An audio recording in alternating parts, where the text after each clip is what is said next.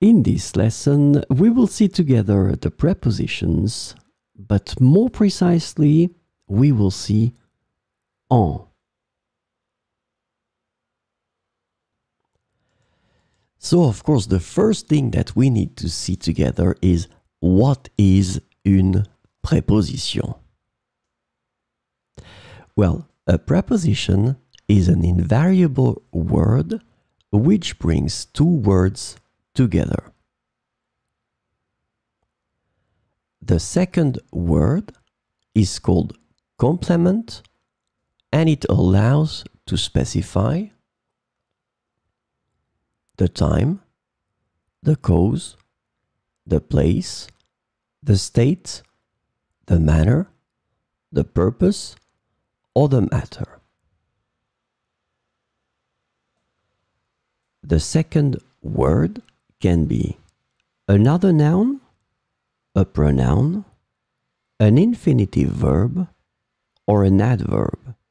And last but not least, remember that this complement can also be a sentence.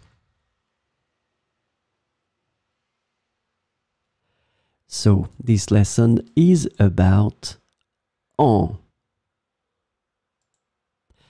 And the preposition en can be translated in various ways depending on the context, including in, by, during, and wearing in English.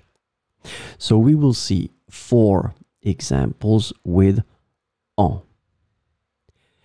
Elle est en France pour les vacances.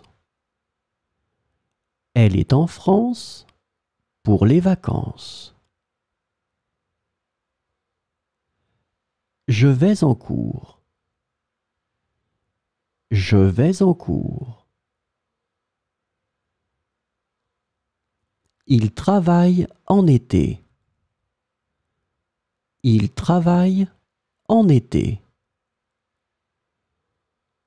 Elle est habillée en bleu.